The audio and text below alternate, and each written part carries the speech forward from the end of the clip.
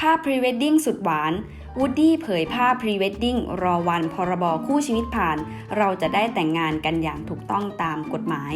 สวัสดีค่ะวันนี้พบกับยูไลฟ์ข่าวดังวันที่5สิงหาคม2562 IG ของพิธีกรชื่อดังอย่างวูดดี้มิลินทจินดาก็ได้มีการโพสต์ภาพถ่ายนะคะซึ่งเจ้าตัวได้ระบุผ่านแคปชั่นว่าเป็นภาพพรีเวดดิ้งของตนกับหนุ่มโอ๊ตหวานใจหนุ่มที่ใช้สถานะร่วมกันมากว่า9ปีและรั่นระฆังวิวาห์ในปี2557ที่จังหวัดภูเก็ตจนตอนนี้เป็นระยะเวลากว่า5ปีแล้วทั้งคู่ได้เดินทางไปถ่ายกันที่เมืองนิวยอร์กประเทศสหรัฐอเมริกาโดยทั้งคู่ตั้งใจว่าจะใช้ภาพดังกล่าวนี้ในพิธีมงคลสมรสที่จะถูกจัดขึ้นอีกครั้งในวันที่พรบคู่ชีวิตผ่านการรับรองและจะได้แต่งงานกันอย่างถูกต้องตามกฎหมายโดยได้ระบุข้อความว่า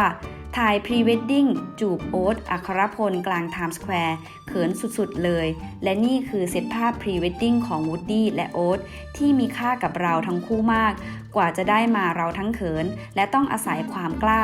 กลางไทม์สแควร์แต่ก็แลกมาซึ่งภาพที่ทรงพลังและสื่อถึงความเท่าเทียมที่เราอยากให้เกิดขึ้นเร็วๆนี้เพราะเราหวังว่าจะได้แชร์ภาพเซตนี้ในวันที่พรบคู่ชีวิตผ่านและเราจะได้แต่งงานกันอีกครั้งอย่างถูกต้องตามกฎหมาย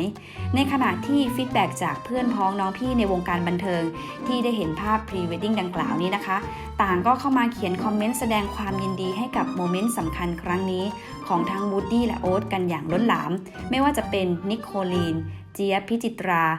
พุทธิชัยรัศมีแขฟ้าเกื้อล้นดีเจอ๋องและอีกมากมายเรียกได้ว่าเป็นช่วงเวลาที่เปลี่ยนไปด้วยความสุขความโรแมนติกและพลังแห่งความรักจริงๆค่ะขอบคุณข้อมูลจาก siamnews.com